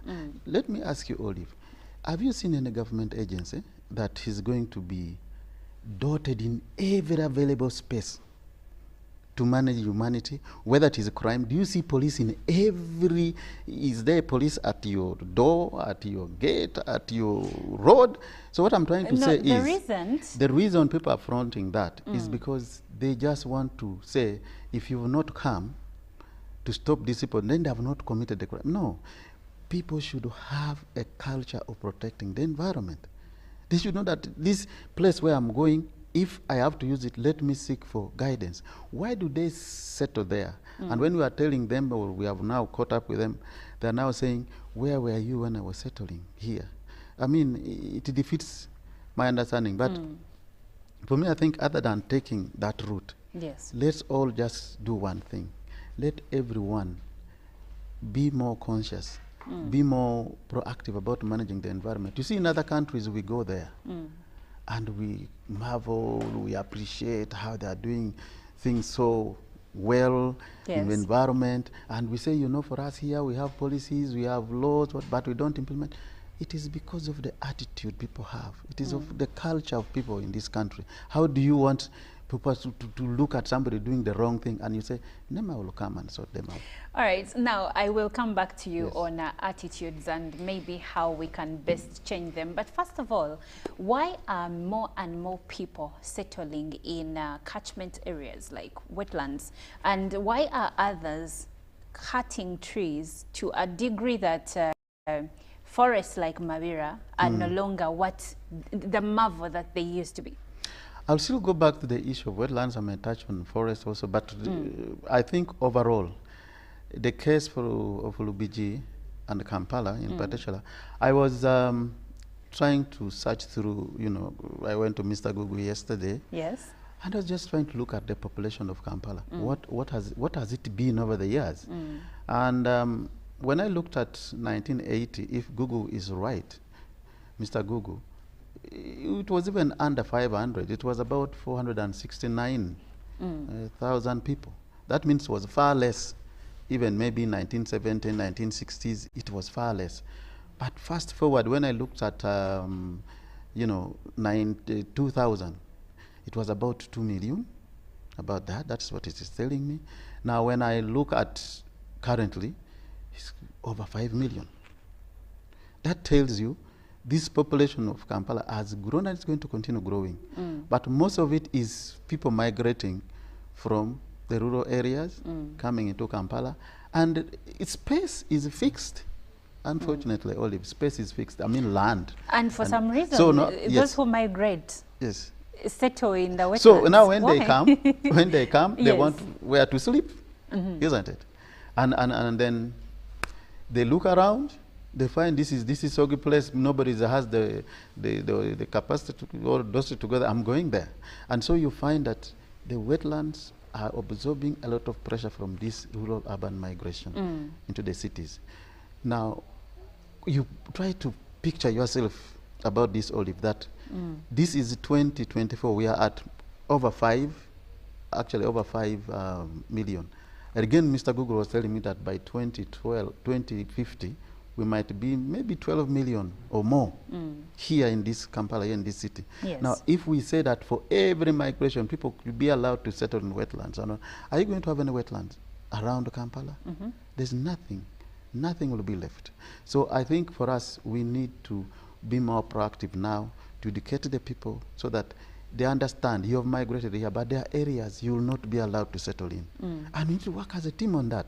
Not to say, if NEMA has not seen them, or if they have settled there, where was NEMA when they were settling there, that is just like condoning the bad things that is going to happen in future. Those climate change impacts they're talking about, the heat waves. I've just been listening to international news and even the local news here. In Saudi Arabia, you could have heard over 1,000 people have died. That's true, during the Hajj. The heat waves. Yes. Recently, we had these heat waves in Uganda here, South Sudan, not very far from us, closed schools. Now, these buildings you see cannot shield you from heat waves. No, they can't. They don't. But we are thinking that every available space in Kampala is going to have buildings. My God, we're not going to stay in this city. You've just heard what the Minister of Health was talking recently, said, have green spaces where people are going to do exercises. so that they are more healthy. Actually, green spaces, including forests, and where those wetlands are, people who live around there are more healthy because you breathe very fresh air. Everything around is clean. The air is purified. Yes. But we want to live in an area that without this ecosystem, without green areas, we can't. But you also do realize that we live in a country where, let's say if there is a development happening, I've seen this happening, I won't mention the place, but there is this place in Naguru. It had beautiful greenery. And when I think the previous owners sold the land, the new owner cut down all the trees. Yeah. And then there is also an intersection as you're coming from Tinda 2 and Naguru. There was a tree over there. Yes. And when they were developing and enhancing the road, Yes. the tree was cut down. Yes. At first it was the intersection point. Yes. And to this day I keep wondering, Yeah. was that necessary? Now, So yes. going back to developers Yeah. and the conversations you normally have with them, is it necessary? Because when you travel to countries like Kenya, you're going to find trees in the middle of Nairobi. Yes. Why don't we have that here? So again, people will say NEMA has failed, isn't it? You could be right. We really got it, really. The cane is on us. But I have to tell you this. I've already elaborated to you. I talked about lead agencies. In Kampala here, the authority that should be making sure that that does not happen is KCCA. Yes. Because by the time such action is taking place, as I said, it is happening where there is some authority. Here Yes. there's KCCA. So we would come in, but KCCA shouldn't wait for NEMA to come in such a case. So this, I'm telling you, the culture of people thinking that every space that you have must necessarily be without trees in this country, pavers and what. It is a culture that needs to stop. I always keep giving example myself. I have just a small plot, you know, in Kisasa there, but I had to plant trees there. When I planted trees, normally when I'm out, when I'm not going to town, when I'm at home, I sit under those trees. And the you birds enjoy are the there. breeze. The birds are there. They're always. People will call you local. And people around started planting the trees as well. So the compound is not big, it's small, but I put the trees as well there so that, you know, not every place is paved. These trees, we need them. In fact, I think in God's creation, the tree or trees is #1 indicator of good environment. If the trees are not there, other functionality like rain, the rain making, good air, pollution, like trapping these other pollutants from the air, it's all gone and we're exposed. So for me, I think let's leave this culture of thinking we only can survive without the environment. We can do all the destruction around them and then we continue to survive. We cannot. By the way, the human being is the weakest creature on earth. For example, people may think when you look at birds, you look at butterflies, you look at other insects, you think they're useless. Weak. Yes. But I will tell you, Olive, have you seen a human being pollinating a crop? No. And yet, those creatures, those other birds, the butterflies, all they need is for you to maintain the environment so that they continue to exist. They go and pollinate for your crops. You produce the crops you need. You go and sell. You make money. But we think we are going to destroy nature and continue to produce crops. That is wrong. Slowly things will go to a point where we see that even now the crops, when we produce them, even if there's rain, still we are not realizing the yields. Even if the soil is maybe could be fertile. So the environment operates as a system, as an ecosystem. You as a human being, you're also like an ecosystem. You cannot say, I think my ear is not important, let me block it because I can see. Now, if you can see but you cannot hear, they're telling you run away from danger, for you to just be walking. It's really, we have to let nature as much as possible function as an ecosystem. Not to destroy so much of it here and there and say, we shall continue to get the benefits you get from nature. No. Well, interesting conversation here. We are having a conversation with the National Environment Management Authority against the backdrop of the evictions that are ongoing in Lubigi. But also these evictions are going to spread out to areas of Chireka, Nakawa, Kawempe, and NEMA is giving us the reasons as to why they are carrying out the evictions. Some people are saying it is doing something wrong and it is targeting people that are less privileged, because the question of who has been evicted and who has not been evicted has also come up. Of course, we've had explanations regarding the same, especially in Nansana. The other week when I was speaking to the executive director, NEMA, Mr. Akankwasa, he did say that some people have been complaining about the reason, about why Starbucks has not been evicted from Lubiji. But he did say that, first of all, they went through the necessary checks and balances, and they were given a specific permit to occupy that area. And he did say that up until 2021, you used to give people permits to be in wetlands if the checks and balances were carried out. But since 2021 that you have not done the same, because there has been the question of why are factories in certain catchment areas. But then let's leave the factories alone. There are people who are carrying out farming and crop growing like rice in wetlands. Are those not affecting the environment? Well, Olive, something I forgot to just say earlier, concern and get your question. I hope we have the time. Is that, first of all, for the people in Lubiji, a lot of effort was taken to educate those people, not to build or to compromise or degrade Lubiji wetland. That was done several years. But you see, human beings, awareness alone may not take you to the end. So when there was defiance, then what we call environmental restoration was given to them. And stretching way back 2016 up to date, they were given. So again, they did not comply. And that is when the enforcement happens. Now for Starbucks, you talked about Starbucks. Yes. There is a kombucha there and others. People talk about the police. There's a police station there as well. Yes, the police station People as are saying, why have you left them?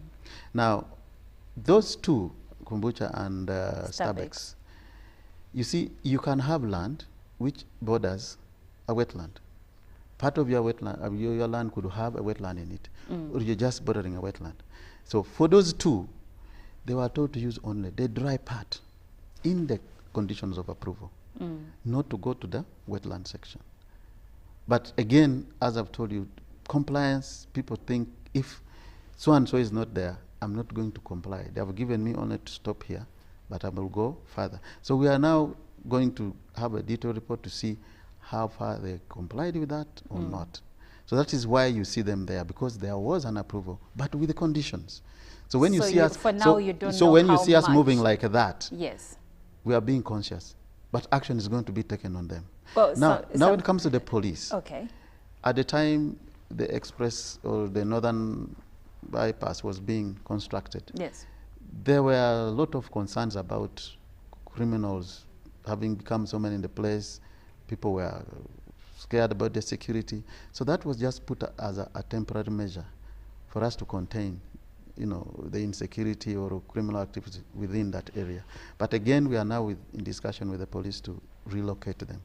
So people will see action eventually, but I think we are just getting impatient. Okay, now I want to get to the question of rice. No, first wait on the rice. Yes. When you say that you are in talks with them to relocate. Yes, the police. What the Ugandan hears, the police hears, what the Ugandan hears is that for some people you are having dialogue, and for others you have just come in and said you must go and started with the demolition. Am I right? No, or you are not I right. am wrong? You're not right, because I gave you the chronology a little bit that we did awareness. We actually... How long was this awareness? Awareness has been going from 2000, even earlier than that. And how much time was given to them this time? Now, this began? when you are given the restoration order, it is 21 days. But by the way, look at a restoration order of 2016. How many years are those? Too many. Moreover, 21 days. But doesn't mean that after 21 days, then the restoration order has expired. No, it stays until when either the executive director, decides to stop it or otherwise or modify it, but it stays in force. So when you don't do it, when I give you the restoration order, Olive, and you decide, as most Ugandans will say, or decide to do, if you don't do it, then the law empowers NEMA to go and take the same thing do the same thing you're supposed to do. If it is demolishing, they can demolish, but at your own cost. We recover that cost. Okay. Now, not that they were not, when you look at these other Starbucks, Kombucha and the police station. Not that we are negotiating with, but because there were conditions in the approval. These ones we are told to leave. The two are not the same. So what you're saying, for the factories and the police station, there were conditions. There was approval and conditions. Not with the police. Yeah. The police was just, you call it a measure that was put just to help us contain the insecurity. Okay. But the other ones, the Kombucha and the Starbucks, those are the ones that have got certificate of approval with the conditions well spelled out there. Okay. Yes. Well, interesting conversation here. Now, if you have any questions for Mr. Ogwal from National Environment Management Authority, you can send them through We Are Speaking Matters Environment Conservation, and of course, the ongoing evictions that are happening in Lubigi and some parts of Uganda in Nasana. But also, these evictions are going to spread out to other areas in the country. And so if you have any queries or any grievances, you can send them through. Mr. Ogwal will be able to answer them. But as we wait for your feedback, Mr. Ogwal, let's talk about... You talked about rice? Yes, the rice The bit. rice and, I don't know, crops. Yes. Now, again, not that every activity cannot be allowed in a wetland. There are certain activities that can actually be allowed, because activities that will not compromise what you would call the functions or the functionality or the ecosystem functions of the wetlands, those ones we could allow. For example, look at fish farming. You're not going to go for fish farming in the wetlands and again drain the wetlands, because those two, you know, fish and water, and you know, so you need the wetland to be intact for you to have fish farming in place. So some of them the law allows because it does not compromise or does not lead to degradation. Now, when it comes to cultivation of crops, there was a time when communities were being educated to actually do cultivation at the, you call it at the far end of the wetland, if I may use that word. But because a wetland is organized in such a way that you have, as you tend to get off towards the wetland to go to the dry land, that area is not having as much water as this area which is in the middle of the wetland. So at the edge there, at the very, very edge, there are certain activities that could take place there. If you are cultivating some crops, yes, but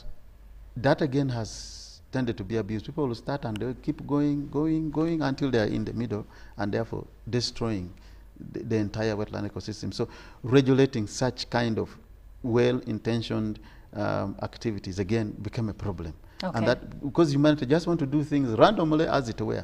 This one is here, me, I'm going the other side. And so not everything, I mean, wetland can exist if we use it well. But the most destructive way of trying, or I mean, way which destroys a wetland is the building, the backfilling with maram. That one, you are destroying the entire ecosystem of the wetlands. So that is the one, as we discussed earlier, because of people migrating. You are not going to tell somebody that you know, stay in a wetland, in a place which is soggy like this. We tell them don't go there, but they go and fill so that they can live there. But it turns out to be very, very unhealthy for most people, even when they are there. Have you been to Boise area? Yes. Have you heard of what they call the Gorofa toilets or something? I've ever seen the Golofa because toilets. You find Do they still exist? Do they still exist? Well, what are you going to do? Because you see, you want to go and help yourself. But as you try to dig the toilet, soon you'll hit water. Not so? So now all of what they do is to raise the surface so that when you go, actually, you're up there and you are doing your stuff, and you know. So it's so terrible. It will the water, because water is immediately you can't dig a pit latrine there. But those people again, when it is raining, they open somewhere the channel from their toilets, and all that was in the toilet comes into the channel, and that channel feeds into our lakes. So people are not healthy in this city.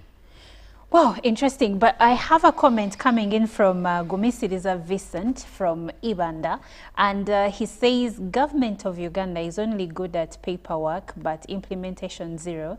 They are just demolishing houses of the poor and are just talking. Now, against this, the background of this comment, let's talk community awareness and also implementation. We are going to continue to create awareness. We have a whole department in NEMA that does that. And we are going to be targeting communities. We have targeted them in the past. When I mean targeting is talking to the communities. We've done that. We are going to continue to intensify the awareness program because there are those who listen for sure and act. There are those who listen and don't act, or they wait for you to come and force them to act. So where the awareness will not happen, still another action will happen. But we shall continue with awareness. It will be on radio, it will be community barazas, it will be schools. And by the way, Olive, for us now, I think the biggest opportunity we have in the country as far as environment management is concerned is to go more and to educate the young ones, the schools, the tertiary institutions, because and the youth form the biggest chunk of the population in this country. Maybe over 70% of the population actually youth. So if we get them on our side, I think environment conservation can actually gain momentum. So we want to target the youth, we want to target schools and local communities. Those programs are going to be there. Now, the caller is saying that we always talk and talk and talk. Now, it is so interesting, Olive. When NEMA started taking action, people start talking the opposite of things. Yes. That we are being selective, where we are NEMA when this was happening. You know, the narrative, the conversation changes. What do Ugandans want NEMA to do? Because this gentleman who has, I don't know, the lady gentleman who has posted that. Yes. There is so much degradation perhaps, and that is why he's not seeing that we are doing anything much. But you see, we have to start. And yes, it could be a crabs in the barrel kind of mentality, because it is them against us. We are many here, but then we look at the big projects and we are like, okay, why aren't they being evicted? Probably that's the mindset they have. What do you think? The eviction will happen. It will happen. And I think the only thing we need now is for people to talk to their neighbors, to talk to, you know, somebody around you on the importance of protecting wetlands, the environment in general, as these activities continue. It is a very big challenge because the level of degradation in this country on environment has been so much that even when you're starting, people are seeing like you're doing yet nothing. But you see a journey of 1,000 miles or a million miles, as with the one. Now, as we close, Mr. Ogwal, you have mentioned pertinent issues. Which points to us as individuals and how we act and treat the environment? And it goes with so many things, even away from wetland encroachment. There is how we deal with waste and plastics and everything. But going forward, because you have been carrying out evictions over the years, and they seem to a degree to be futile because people end up coming back. So what are your future plans in terms of environmental conservation and protection of wetlands like Lubiji and other areas? Yes, thank you, Olive. Of course, people are going to be all the time, because they have seen the way things have been happening. They are saying, no, they are starting, we are going to go back, business as usual. Now, NEMA is being strengthened by government, and I think with more funding to that institution, people will see a completely different NEMA as time goes on. They're already seeing it, I believe. Now, one thing that government has put in place, and it's in the Environment Act, is now for us to recruit our own force, called Environment Protection Force. Previously, we have been working with the police as a stopgap because we didn't have a force. Now, this force, Olive, is the one that we are going to be in charge of. So the Environment Protection Force is going to be one that NEMA directly supervises. And if we want to go and do enforcement at any one point, any point T, that is the force we have. And so it is different. It is a different kind of scenario right now. It's not previous like the other one. Now, people will ask, the environment force is there, why this, why that? So of course, as government entity, sometimes you have limited resources to deploy and to take action immediately as you want to. But as more resources become more available to NEMA, and as we recruit more of the environment protection force, things are going to change. You are going to see more NEMA at any one given moment, a force to reckon with. The other one is to increase awareness. Awareness, and we want you also in the media, for people to take environment conservation as something that is for our own good, not for the good of NEMA. You see, when people are talking about environment protection, I don't know whether they think it is the benefit is going to accrue to NEMA or what. It is to your own benefit, Olive. We are only saying, you protect this for your benefit, but people are beginning to contradict us. They want to make sure the actions we are taking is either stopped. So this environmental conservation is for the benefit of humanity, not NEMA. All right, it is the evictions are for the benefit of environmental conservation and not for the benefit of NEMA. That's my takeaway from this conversation. I've been speaking to Mr. Francis Sabino Ogwal, who is the Senior Manager, Environment Planning and Coordination at the National Environment Management Authority. Now, NEMA has been carrying out evictions from the wetlands and is still continuing to do so because they are trying to protect and conserve our environment. I appreciate you for coming through. Welcome. And for explaining. Can I say something once? Just a second. If we want to make a change, yes, Michael Jackson said one thing: go look at yourself in the mirror and make that change. Olive, let everybody go look at themselves in the mirror and make the change for better environment. Okay.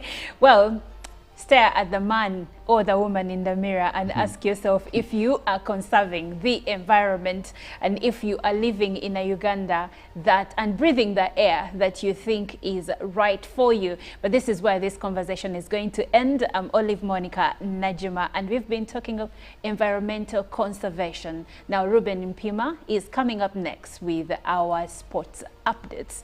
Keep watching because we still have so much more coming your way.